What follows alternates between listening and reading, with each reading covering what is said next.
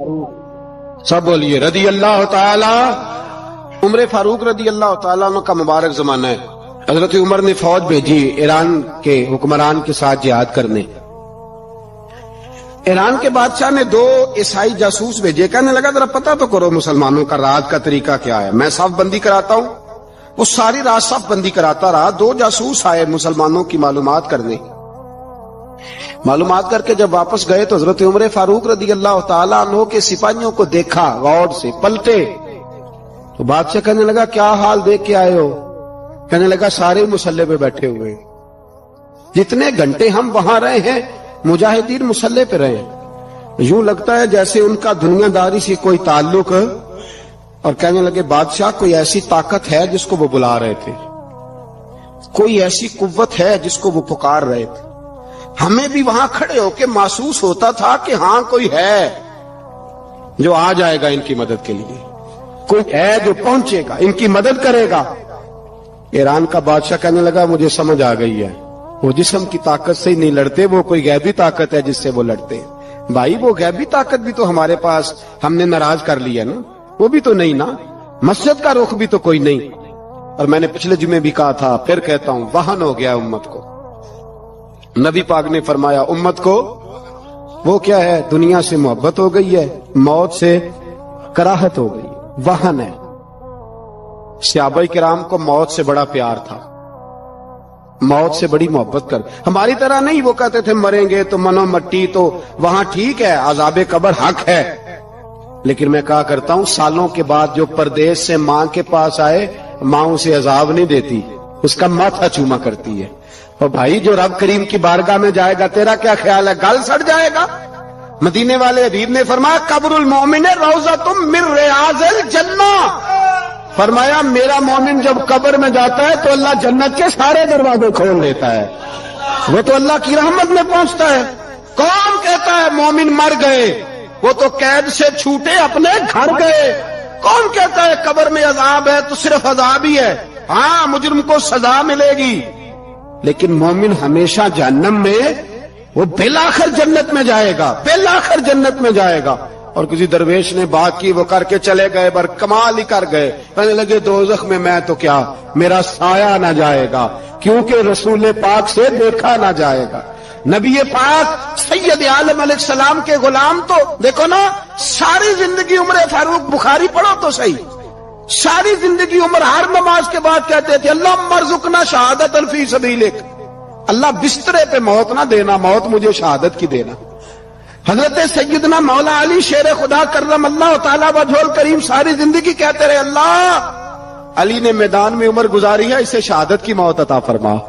وہ بھائی یہ تو شہادتیں مانگنے والے۔ حضرت امام حسین میدان کربلا میں کھڑے تھے، شمر کہنے لگا حسین تیری چاروں جانب موت ہے، تو آپ فرمانے لگے تجھے ابھی ہمارا پتہ ہی نہیں، موت سے تو ہمارا پیار چلتا ہے۔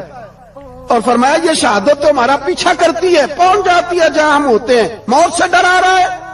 مسلمان کا مرنے کو دل نہیں کرتا، ورنہ وہ اتنی بڑی کوٹھی میں کون رہے گا؟ مرنے کو دل اس لیے نہیں کرتا کہ وہ جو 6 کروڑ 10 کروڑ ڈالر لوٹ کے رکھے، مر گئے تو کھائے گا کون؟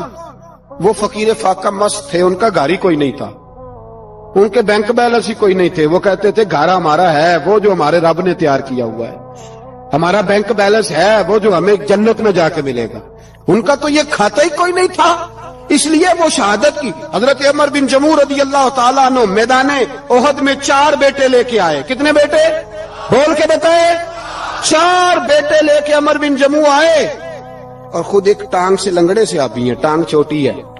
حضور کے سامنے کھڑے ہوئے کہا محبوبہ میرے 4 ہی تھے، میں 4 لے آیا ہوں، قبول کر لے۔ تو حضور نے فرمایا تو کیوں تلوار اوڑے آیا ہے، یہ تو نے کیوں گلے میں اسلحہ ڈالا ہوا ہے؟ کہا یا رسول اللہ میں نے بھی تو جانا ہے نا۔ تو حضور نے فرمایا 4 بیٹے جو ہیں۔ تو حضرت عمر بن جموع نے بات کی، صحابہ کہتے ہیں ہم لبوں سے مسکرا رہے تھے، آنکھوں سے رو رہے تھے، کیا عجیب انداز ہے۔ حضور نے فرمایا عمر 4 بیٹے جو آ گئے تو تو رہنے دے۔ حضرت عمر رو پڑے، کہنے لگے محبوبہ کیا لنگڑے جنت میں نہیں جائیں گے؟ کیا حضور میں لنگڑا ہوں تو میرے لیے جنت کوئی نہیں؟ میرے حبیب پاک سید عالم صلی اللہ علیہ وسلم نے فرمایا عمر تو ضرور جنت میں جائے گا۔ کہا محبوبہ پھر بچے بعد میں جائیں گے، میں پہلے میدان میں جاؤں گا۔ ایک بی بی 4 بیٹے لے کے آئی احد میں، کہا محبوبہ کل کمائی تھی میں لے آئی ہوں، میرے پاس کوئی اور شے ہوتی تو میں بچا کے نہ رکھتی، بیٹے دے کے نا حاضری لگوا کے تو واپس دروازے پہ لے گئی۔ تو حضرت سیدنا عبداللہ ابن عمر فرماتے ہیں بی بی بول رہی تھی تو میرا جذبہ جہاد بڑھ رہا تھا، اپنے بیٹوں کو کہنے لگی میں تمہیں حضور کے پاس چھوڑ کے جا رہی ہوں، جب تم میدان میں گرو گے تو میں تمہیں دیکھنے آؤں گی، دیکھنا تمہاری پشت پہ کوئی زخم نظر نہ آئے، جتنے تیر کھانے ہوئے سینے پہ کھانا، جتنے تلواروں کے نیزوں کے زخم برداشت کرنے ہوئے یہاں کھانا، پشت پہ زخم نظر نہ آئے۔ حضرت عبداللہ ابن عمر فرماتے ہو بی بی کی گفتگو میرا جذبہ جہاد بڑھا رہی تھی۔ ایک بی بی 3 سال کا 4 سال کا بیٹا لیے رو رہی ہے، احد کا دن ہے، سہیلیاں پوچھتی ہیں تو کیوں روتی ہے؟ وہ کہتی ہے دیکھو میرا خاوند بھی بدر میں شہید ہو گیا، بھائی اور باپ بھی، دل کرتا ہے کوئی جوان بیٹا ہوتا تو آج مصطفیٰ کے ساتھ اسے ہی بھیج دیتی، کوئی جوان میرے پاس ہے ہی 3 سال کا تو کیا کروں، 3-4 سال کا بچہ کیا کرے گا؟ پتہ نہیں کیا دلیل آئی، اچانک اٹھی، بیٹے کو سینے سے لگایا، کپڑا ڈالا، مسجد نبوی پہنچ گئی۔ حضرت بلال کہتے ہیں مجھے ملی، کہنے لگی بلال مجھے پتہ ہے حضور تیاری کرا رہے ہیں جنگ کی، پر 2 منٹ اگر میری ملاقات ہو جائے۔ بلال حبشی کہنے لگے حضور ہم ایک بی بی ضد کر رہی ہے۔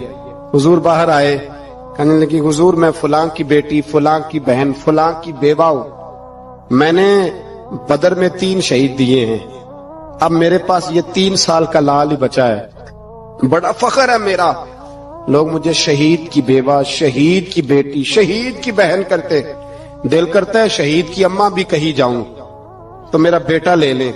سیدنا بلال کہتے ہیں حضور مسکرائے، کہنے لگے یہ 3 سال کا نونہال کیا کرے گا؟ کہتے ہیں اماں کا عجیب جذبہ ہے۔ کہنے لگی محبوبہ سنا ہے اسلحہ بھی تھوڑا ہی ہے، ڈھالیں زیادہ کوئی نہیں، میرا بیٹا ساتھ رکھ لیں، جب آپ کی طرف کوئی تیر آیا نا تو میرا بیٹا ڈھال کے تو اس کو ڈھال بنا کے آگے کر دینا۔ محبوبہ ڈھال تو بانی سکتا ہے نا۔ حضرت بلال فرماتے ہیں مصطفیٰ کریم نے فرمایا جا میں نے قبول کیا، قیامت کے دن بیٹا گھر لے جا، جب تیرا نام پکارا جائے گا تو شہید کی اماں کہہ کے پکارا جائے گا، جا تو گھر لے جا۔ کہتے ہیں چلتے چلتے ایک غریبنی اور آ گئی، اتنی سی اٹی بان کی، اتنی سی، بلال حضور سے ملاقات ہو جائے گی۔ نبی پاک آ گئے، کہا محبوبہ یہ غلبہ اسلام میں میرا بھی حصہ ڈال لے۔ حضور نے فرمایا یہ کیا ہے؟ کہنے لگی حضور خامد فوت ہو گیا، اولاد اللہ نے بے نیازی سے دی نہیں، سویرے چرخہ کاٹ کے رزق حلال کھاتی ہوں، میرے پاس نا یہ اتنا سا بان ہے، ایک گھوڑے کی لگام بن جائے گی، محبوبہ حصہ تو ڈال جائے گا نا دین کے لیے، میری قبولیت ہو جائے گی۔ میرے حبیب نے ہاتھ اٹھائے اور دعا مانگی، کہے اللہ جتنا تو میدان کے مجاہدوں کو اجر عطا فرمائے اتنا اس غریبنی کو بھی عطا فرمانا۔ حضرت عمر فاروق رضی اللہ تعالیٰ عنہ رات کا وقت چہرے پہ نقاب ڈال کے گلی میں گھوم رہے تھے، میں بھی گلی میں نکلتا ہوں، آپ بھی نکلتے ہیں، لیکن مقصود یہ ہے کہ ذرا پتہ کریں باہر کی ہوا کیسی ہے، مقصود یہ ہے کہ پتہ کریں کہ آج برگر کس دکان کا اچھا ہے، معلومات کریں کہ محلے کی سیاست کس رخ جا رہی ہے۔ وہ بھی نکلتے تھے لیکن مقصود یہ نہیں تھا، مقصد سمجھ گئے تھے نا، وہ اس لیے نکلتے تھے کہ پتہ کروں کوئی دکھی تو نہیں، کوئی تکلیف میں تو نہیں، کوئی آزمائش میں تو نہیں۔ دیکھیں نا کام وہی ہے، میں بھی کرتا ہوں، آپ بھی کرتے ہیں، ساری دنیا کرتی، لیکن وہ ایکم احسن عملا، کردار کس کا ستھرا ہے، ذہن کس کا اونچا ہے، ذوق کس کا بڑا ہے۔ زندگی وہ بھی بتا گئے، ہم بھی گزار رہے ہیں، لیکن وہی کمزور باتیں اور وہی روایتی گفتگو اور وہی لب و لہجہ اور وہی دنیا داری کے مخصوص سی ہماری گفتگو، فلاں کیا کر رہا ہے، کہاں پہنچ گیا، اگر پیسے کسی نے نہیں کمائے تو کہاں نکھٹو ہے تب نہیں کمائے، اور اگر زیادہ کما لیا تو کہنے لگے 1 نمبر طریقے سے تو نہیں کمائے جا سکتے، یہ کوئی غلط رستہ میری گفتگو ہے، بس نشستن گفتن برخاستن۔ تو اعلیٰ کام، اعلیٰ کردار ان لوگوں، حضرت عمر گزر رہے تھے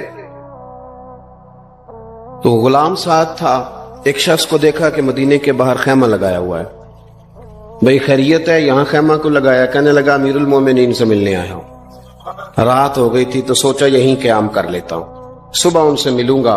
تو فرمایا اندر کسی کے درد سے کراہنے کی آواز آتی ہے، کہنے لگا میری بیوی ہے، اور بچے کی ولادت کا وقت آ گیا، تکلیف میں۔ حضرت عمر دوڑے گھر گئے، اپنی اہلیہ سے کہنے لگے نیکی کمانے کا ارادہ ہے؟ اس نے کہا ہے۔ مقصد سمجھ گئے تھے نا وہ لوگ، بالکل ہے۔ فرمایا جو ضرورت کی چیزیں ولادت کے وقت ہوتی ہیں لے لے، کچھ گھی لے لیا، کچھ چنے لے لیے، کچھ ضرورت کی چیزیں لے لی، خاتون کو ساتھ لیا۔ یہ خاتون اول کی بات کر رہا ہوں میں خاتون اول کی بات کر رہا ہوں۔ حضرت فاروق اعظم رضی اللہ تعالیٰ عنہ امیر المومنین ہے۔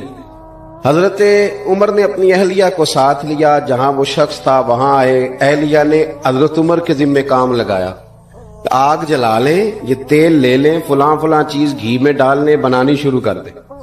فاروق اعظم نے ہاتھ کے اندر پکڑا ہوا برتن، چمچا، ڈوئی بھی آخ لی دے، پنجابی ہے نا ہم، تو وہ کام کر رہے ہیں، چلا رہے ہیں، آگ جلا رہے ہیں، خاتون اندر ڈیوٹی کر رہی ہیں۔ تو وہ شخص جو تھا نا جس کی بیوی تھی، وہ کہتا میں 2-3 دفعہ کا غلام ادھر آ، فلانی چیز بتا۔ میرے ذہن میں یہ تھا کہ امیر المومنین نے کو بندہ کھڑا کیا آنے جانے والے مسافروں کا خیال کرے۔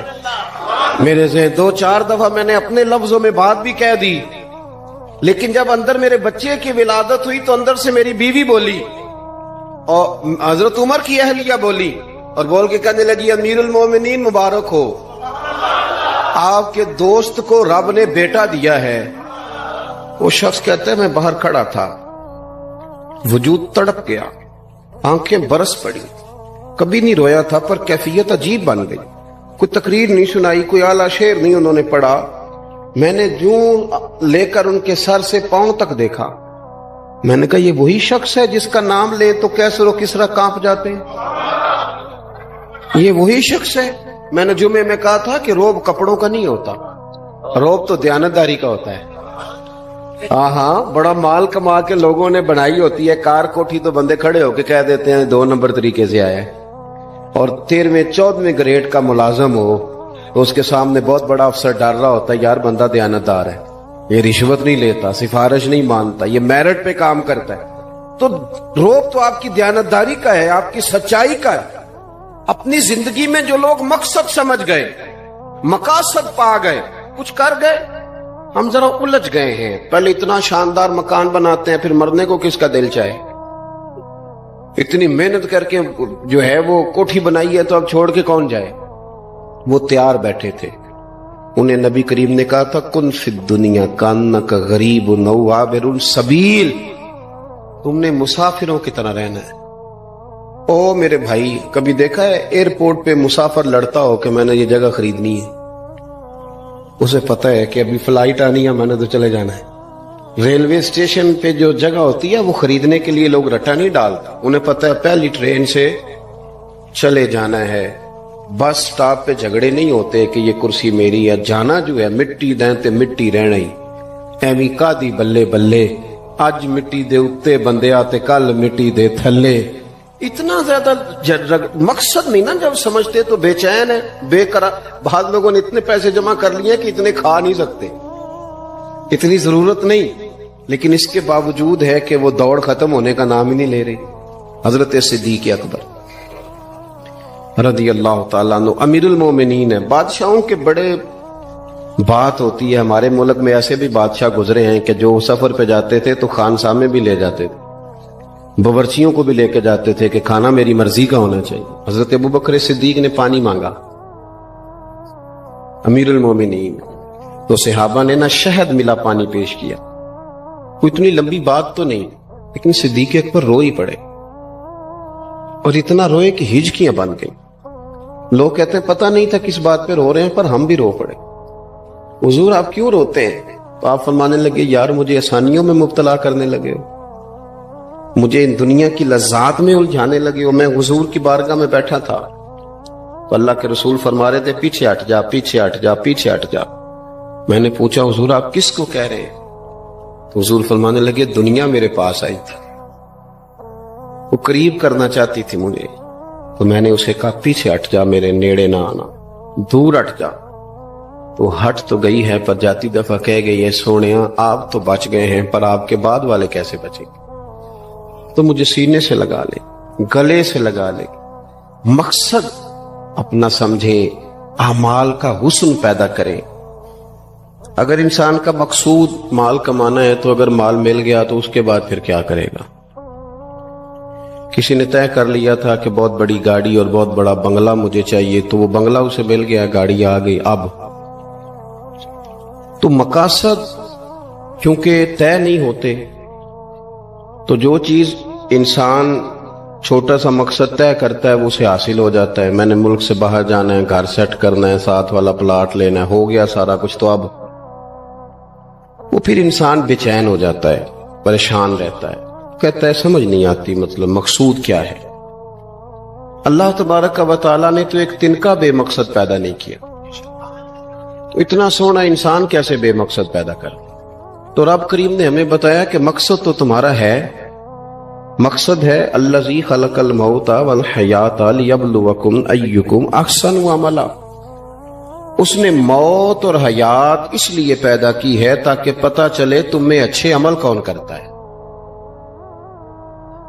تم کس قدر زیادہ اپنے رب کی عبادت کرتے ہو، کس قدر زیادہ حسن اخلاق کا مظاہرہ کرتے ہو، کس قدر زیادہ لوگوں کی خدمت کرتے ہو، کس قدر زیادہ تم دین کی تبلیغ میں، اشاعت میں، ابلاغ میں، ترویج میں کردار ادا کرتے ہو۔ با مقصد تمہیں بنایا، با مقصد اچھا ترین عمل تم میں سے کون کرتا ہے، اس لیے موت اور حیات پیدا کی تھی کہ تم نے ستھرے سے ستھرے اعمال، بہتر سے بہتر کردار، اعلیٰ سے اعلیٰ تمہارا انداز زندگی۔ دیکھیں ہم نے لوگوں کے ساتھ مل کے رہنا ہوتا ہے، بہت ساری چیزیں ایسی ہوتی ہیں کہ جو تکلیف کا سامان بنتی ہیں۔ اب انہی لوگوں کے ساتھ اللہ نے ہمیں مل کے رہنے کا حکم دیا، ان کے حقوق ادا کرنے کا حکم دیا، تو ساتھ ساتھ نا درگزر کا بھی کہا، معافی کا بھی کہا۔ جب انسان معافی کر دینے والا ہو جاتا ہے، درگزر والا ہو جاتا ہے، تو پھر وہ بڑا ہو جاتا ہے، بڑے دل والا ہو جاتا ہے، بڑے حوصلے والا ہو جاتا ہے، بڑے ضرب والا ہو جاتا ہے، اس کی زندگی حسین ہوتی۔ تو یہاں آئے تھے کچھ کام کرنے، وہ جو ہم نے مقصود بنائے تھے نا، مطلب اچھے کپڑے، اچھی دنیا داری، اچھی گاڑی، اچھا موبائل سیٹ، وہ چونکہ مقصود نہیں تھا تو ان چیزوں کے حصول کے باوجود بھی لوگ پریشان ہیں۔ مقصود یہ تھا کہ بہترین عمل، سونا عمل، اعلیٰ ترین عمل میرے رسول پاک صلی اللہ علیہ وسلم کے غلاموں نے نا وہ عمل کر کے دکھایا۔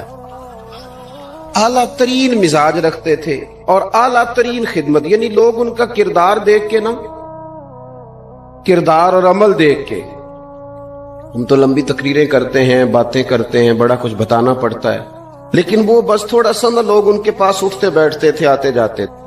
اتنی دوڑ ہے کہ آگے بڑھ کے اور لینا ہے، اور لینا ہے، حال میں مزید کا رٹا، وہ سمجھ گئے ہم نا اڑے ہوئے۔ بہت سارے لوگ ایسے ہیں جنہیں صحیح بات کا پتہ چل گیا ہے، وہ فیصلہ کرنے میں دیر کر رہے ہیں، انہیں سمجھ آ گئی ہے کہ بہتر یہی ہے کہ میں وقت پہ مسجد آیا کروں، انہیں سمجھ آ گئی ہے بہتر یہ ہے کہ سویرے اٹھ کے نا واٹس ایپ بعد میں دیکھوں، پہلے قرآن پاک کی زیارت کر لیا کر۔ سمجھ انہیں ہے، سمجھ ہے کہ باتیں زیادہ کرنے سے بہتر ہے درود و سلام زیادہ پڑھا جائے، پتہ انہیں ہے، وہ فیصلہ ہی نہیں کر رہے، ارادہ نہیں بنا رہے، توجہ نہیں کر رہے۔ جب بہت زیادہ بندہ دنیا داری میں الجھ جاتا ہے نا، بہت زیادہ، آسانیاں تو بندے کو جینے نہیں دیتی۔ پہلے انسان کہتا ہے کہ موٹر سائیکل ہو جائے نا تو چلو سفر آسان ہوگا، پھر موٹر سائیکل کہتا ہے ٹائر 2 ہیں، 4 ٹائروں والی ہونا، چلو مہران ہی ہو جائے خیر ہے، لیکن مہران میں بیٹھتے ہی اسے خیال آتا ہے کہ اس کی تو سیٹیں تنگ ہیں، پھر اس سے بڑی گاڑی چاہیے۔ یہ روز دوڑ ہے، بانج فقیروں کسے نہیں ماریا، اے ہوئی چور اندر دا، یہ دوڑ ہے، یہ ختم۔ حضرت ابوبکر صدیق رضی اللہ تعالیٰ عنہ امیر تھے، ہمیں تو نا جی ایک سے ایک کھانا، اور آج یہ نہیں کھانا، آج میری مرضی کا کھانا، یہ میری مرضی کا، یہ میرے بچے کی مرضی کا، یہ فلانے کی مرضی کا، وہ خواہشات کا انبار۔ اور نفس بچے کی طرح ہوتا ہے، خواہش پوری کرو تو فوراً ہی دوسری بھی بتا دیتا ہے، دوسری پوری کرو تو تیسری کی بھی خبر دے دیتا ہے۔ ہم نا چونکہ الجھ جاتے ہیں، پھر وہ الجھاؤ ہمیں باہر نہیں نکلنے دیتا۔